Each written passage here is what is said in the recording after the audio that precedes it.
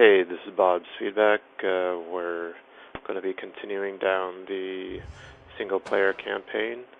Today we're going to be tackling the last boss in the first area, and after that I'll probably go over a bit of the deck building, since that's when you'll be able to unlock random battles where you'll be able to collect most of your cards. So let's get on with that. This boss is an angel. She has an all-white deck. A lot of the creatures in this deck consist of flying angels and a lot of direct removal. Like if you're attacking, it'll destroy attacking creatures and things of that nature. There's also some life gain, so there's a potential, it could turn into a long game if you're not careful. When I have played against her previously, it does take a while for her to start,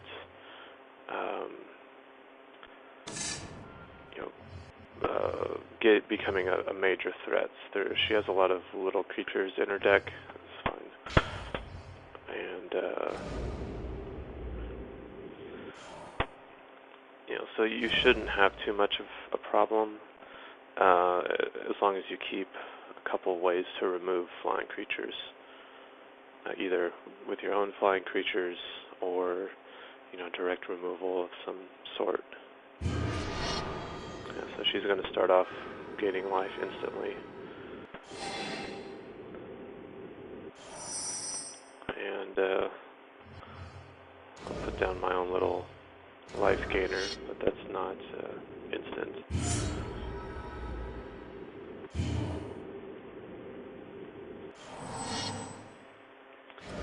And she doesn't attack this turn.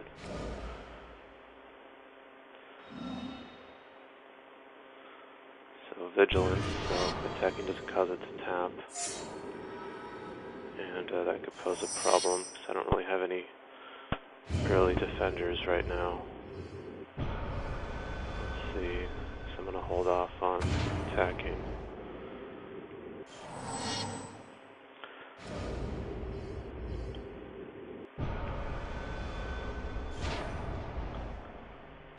And she does the same.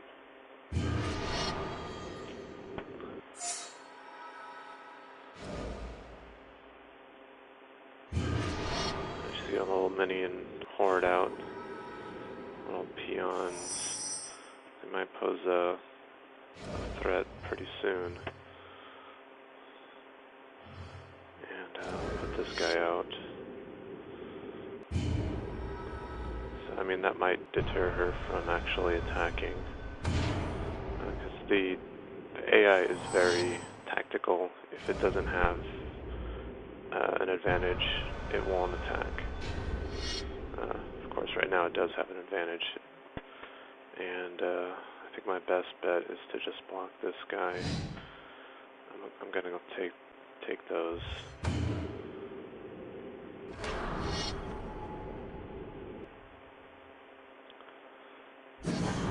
Yeah. All right. So that didn't turn out too well for me, and let's see. At least now I have some bigger creatures coming up. Hopefully I'll be able to stem some of this early aggression.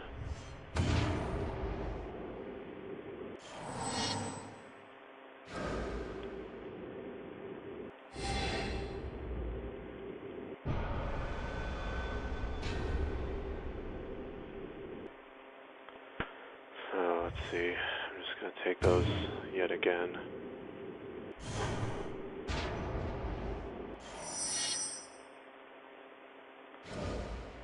And let's see, let's get this guy out there.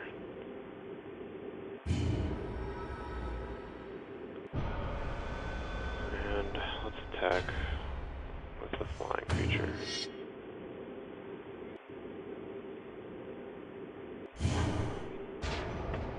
So I'm down to 10, and she's still at 21. So this isn't looking too good. She has ways to continue to gain life. So this isn't looking too good for me so far. Let's see if I can recover. She's back up to 22. So it'll attack with that. And let's see. I don't... let's see. Have to block it at this point. Alright, that was kind of lucky. I was thinking that she had something in her hand. Let's see. So hopefully I can start coming back, like I said, and put down a second flyer, which will pump this guy up, and I'll probably keep him as a blocker. And let's just start hitting her with the flying creatures. I've noticed that most of her flying creatures are pretty late game, 7 casts and whatnot, so if you can get some early flying damage at her, I mean, that's useful. Okay, so now she starts casting her big angel creatures, flying vigilance. That's pretty scary. Fortunately, I have titanic growth, and hopefully I'll be able to catch her with that. So let's see, I'll throw this down, and this, let's make sure,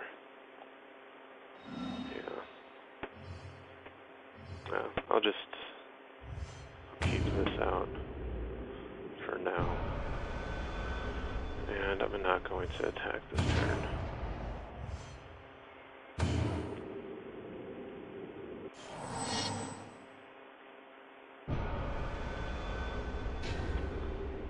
Okay, so let's see, let's block this with this guy, and let's block this with this, and then titanic growth it.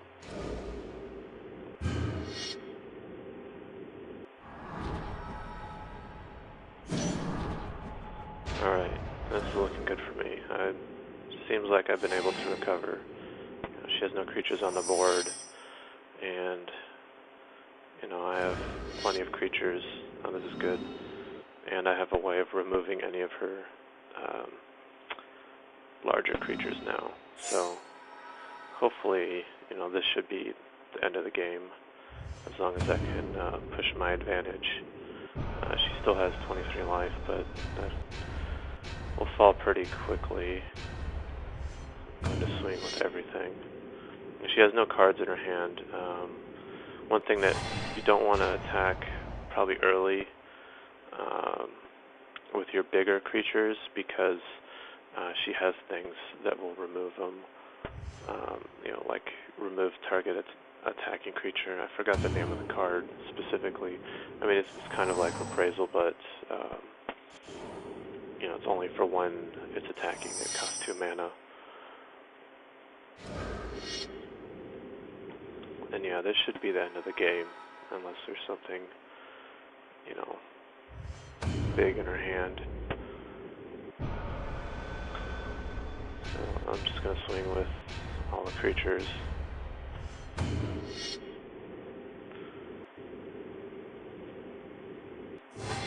And that's the end of the game. So that's one way to win. Let's go into the deck builder, because after you beat this boss, it unlocks the next zone, but it also unlocks this, which each time you win in this area, you get more packs. So let's say that you're having trouble with the next area. You can just come back here and start building up your collection, and hopefully that will allow you to overcome any other challenges. And I'm going to go a little further into the deck building, just for the sake of it. Let's see. Because since you are able to make your own decks from scratch, it is a little bit more complicated now. So, I mean, these are a couple of the decks examples that I've created just messing around. Let's create a deck from scratch. So you can start off with a deck that is pre-built, and some of these will be locked until you beat the game. See, I still have others that I don't have unlocked for whatever reason. And but then you can do custom deck, which just gives you a clean slate. And in that, let's see, let's make a black and a white deck. I've always been fond of black and white decks. So right now I'm just going to have, just all black and white cards. And let's see. So, once you select the colors that you want, I mean, you can select all the colors if you really want, just everything. I would probably stick with 2 colors until you have all of the cards unlocked, just because the variety isn't going to be there. You'll probably have some major problems casting what you need. And it's pretty straightforward deck building.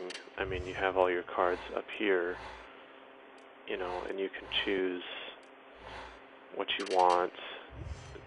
Whenever you choose something, let's say I want these, so then you just drag them down. So I want 4 of these, and I don't want that. So you drag and pull, and you'll be able to you read your cards. I mean, it's pretty close to what you would have in the physical card game. I mean, I remember being a kid a long time ago. I guess I still am in a way, but just going around, just looking at the different cards, seeing what I want to do with them, spending a couple hours really just milling over my cards, trying to build the perfect deck. And this gives you that option, and it feels right. Like you can tell that they've spent some time on this. And one good thing that's not it doesn't have, or it has added features that you didn't have, or that you don't have as a what am I trying to say? You don't have in the physical card game, like this area right here. Like this, it allows you to, say speed, strength, control, synergy. It'll tell you all that stuff. It'll show you the creatures, your other spells, and your lands. And it gives you your mana curve. So things that you wouldn't normally know if you're just building a normal deck in regular cards, I mean, you'll be able to see with these metrics. So that's nice. So I mean, you can just I'll just fill out the deck real quick. I'm not even looking at what I'm putting in there. I mean, obviously this isn't going to be a perfect deck. I don't have all the cards anyways. But just to give you an example.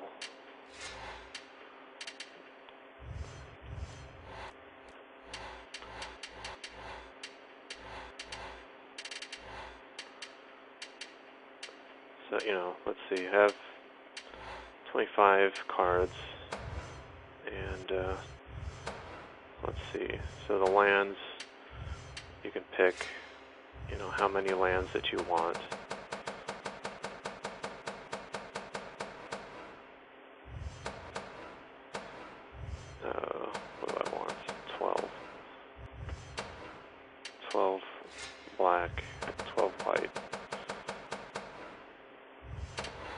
That's a good number. So, now you have a general idea. I mean, you can take a look at your metrics and be like, well, this is all over the place.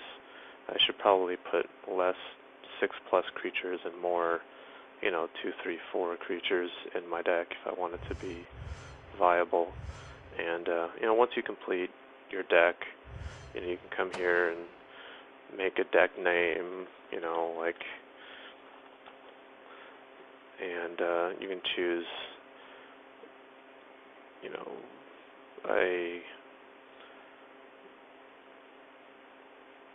a box for it. So, when you're looking through your decks, you have a quicker reference. So, this is a test deck, and, you hit done. Currently invalid because, I didn't fill it out yet. So I'll just save and quit and come back to it. It won't allow me to use it because it's not completely filled out. But, that's it. And it doesn't, I'm not sure if there is a limit to the amounts that you can make. So far I haven't, it's definitely more than this. So, that's a general idea. And, if you want, if you're lazy, you can just, pick, say, oh, I want to use this deck, and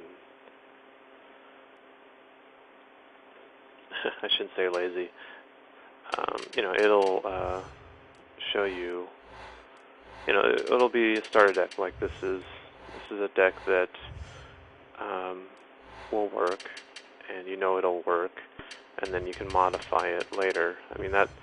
That's useful too if you want to just try out different tactics and see if you like different combinations. Like this is a green and a blue deck, so do you like green and blue together? Well, then you can test it out real quick, and if you don't, then you can move on to the next one. Or if you do, you can, modify this one or create your own with similar themes.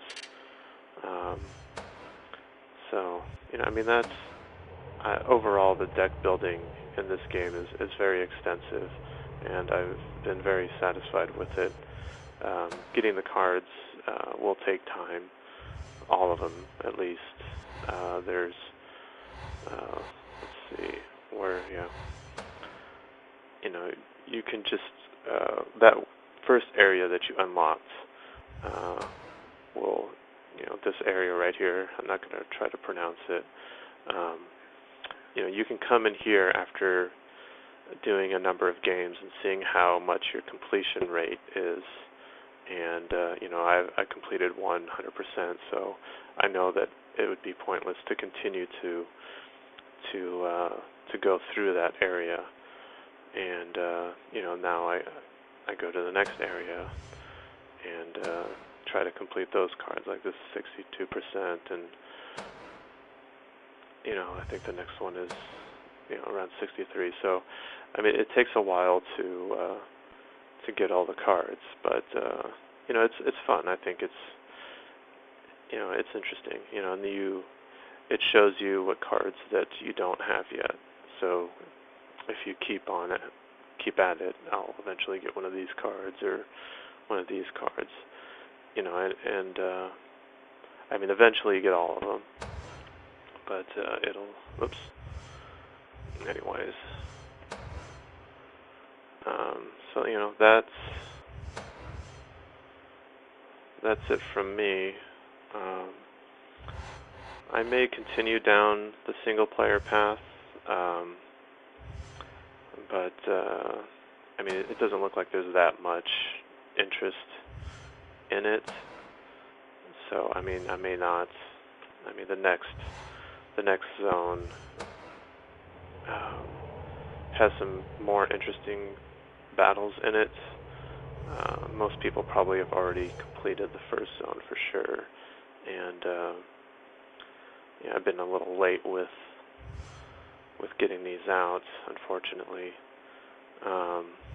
I may continue down it. We'll see. It probably a slower progression. But anyways, this has been Bob's feedback, and I hope this was entertaining and or informative. Have a good day.